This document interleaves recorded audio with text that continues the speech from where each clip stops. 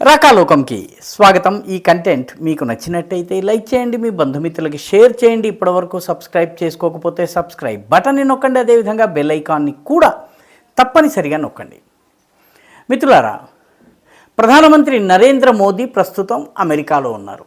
అందరి దృష్టి ప్రధానమంత్రి నరేంద్ర మోదీకి అమెరికా అధ్యక్షుడు జో బైడెన్కి మధ్య జరిగేటటువంటి ద్వైపాక్షిక సమావేశాలు కావచ్చును, క్వాడ్కి సంబంధించినటువంటి అంశాలు కావచ్చును, యుక్రెయిన్ రష్యాల యుద్ధాన్ని నివారించే విషయంలో ఏం చేయాలన్నటువంటి ప్రశ్న పైన కావచ్చును, అదేవిధంగా భారత అమెరికా సైనికపరమైనటువంటి అంశాలు ఏవైతే ఉన్నాయో, ద్వైపాక్షికమైనటువంటి అంశాలు, అనేక ఒప్పందాలు ఉన్నాయి, అదేవిధంగా ఆర్మీ ఎక్సర్సైజెస్ ఉన్నాయి.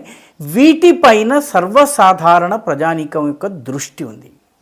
అయితే ప్రధానమంత్రి పర్యటనలో మరొక చాలా ముఖ్యమైనటువంటి పని జరుగుతోంది. అదేంటంటే, వివిధ కారణాల వల్ల మన దేశం నుంచి స్మగ్లర్లు అమెరికాకి అమ్మేసినటువంటి 297 ప్రాచీన కాలపు విగ్రహాలు, దేవతా విగ్రహాలు, నర్తకుల విగ్రహాలు, దేవాలయాల స్తంభాలకు అమర్చినటువంటి విగ్రహాలు, లేకపోతే దాని గోడ మీద ఉన్నటువంటి రకరకాల మోటివ్స్, ఇవన్నీ కూడాను 297 మన దేశం నుంచి దొంగిలించుకుపోయినటువంటి మన పురాతత్వ సంపదను అమెరికా మనకు తిరిగి ఇచ్చేస్తోంది.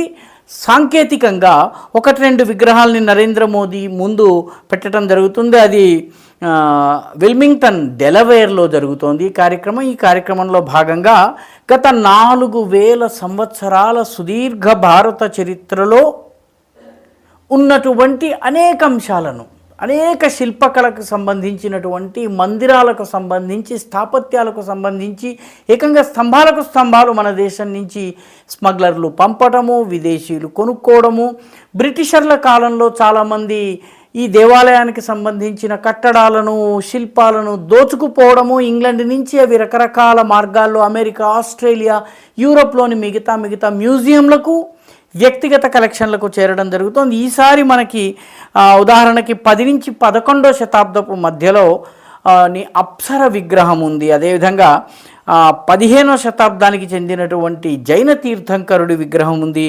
అదేవిధంగా టెరకోటాతో చేసినటువంటి 3 లేదా 4వ శతాబ్దం నాటి శిల్పం ఉంది. ఇది చాలా ఇది వాస్తవానికి ఒక కూజా, అంటే ఒక చిన్న వెసల్ లాంటిది. అదేవిధంగా దక్షిణ భారతదేశానికి చెందినటువంటి తొలి శతాబ్దానికి చెందినటువంటి శిల్పం ఒకటి ఉంది. ఆ తర్వాత దక్షిణ భారతదేశానికి చెందినటువంటి ఒక గణేశుడి విగ్రహం ఉంది, కార్తికేయుడి విగ్రహం ఉంది. ఇటువంటి అనేక విగ్రహాలు మళ్ళీ మన దేశానికి తిరిగి వస్తున్నాయి. ఇన్నేళ్ల వనవాసం తరువాత ఇప్పటికీ అవి మళ్ళీ తిరిగి వస్తున్నట్టుగా మనము భావించవచ్చును. అదృష్టం ఏంటంటే, మోదీ ప్రభుత్వం వచ్చిన తరువాత దాదాపు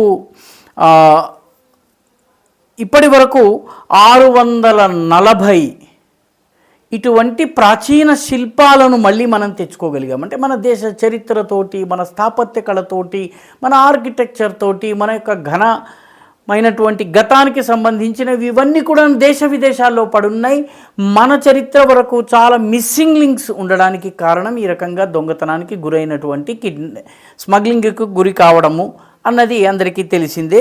2000 అయితే మోదీ వచ్చిన తర్వాత ఈ పని చాలా వేగం పుంజుకుంది. 2021లో మోదీ వెళ్ళినప్పుడు 250 ప్రాచీన కాలపు శిల్పాలను తిరిగి ఇచ్చింది అమెరికా ప్రభుత్వం. 2023లో 105 ఇచ్చారు. అదేవిధంగా జూలై 2024లో 46వ వరల్డ్ హెరిటేజ్ కమిటీకి సంబంధించిన సమావేశం జరుగుతుండగా అమెరికా, భారతదేశం ఈ రెండూ కలిసి కల్చరల్ ప్రాపర్టీ అగ్రిమెంట్, అంటే సాంస్కృతిక వారసత్వ సంపద పైన ఒప్పందం చేసుకున్న ఈ ఒప్పందంలో భాగంగా భారతదేశం నుంచి స్మగ్లింగ్ చేసేటటువంటి ఈ శిల్పాలను అమెరికా కొనకూడదని, వాళ్ళకి ఏ రూపంలోనన్నా అమెరికాకు వచ్చినట్టయితే వాటిని తిరిగి ఇవ్వాలని చెప్పి ఒప్పందం చేసుకోవడం జరిగింది. దానిలో భాగంగానే ఈసారి 297 ప్రాచీన శిల్పాలు, ప్రాచీన కాలపు వస్తువులు మనకి తిరిగి వస్తున్నాయి. తమాషా ఏంటంటే, 2004 నుంచి 2013 వరకు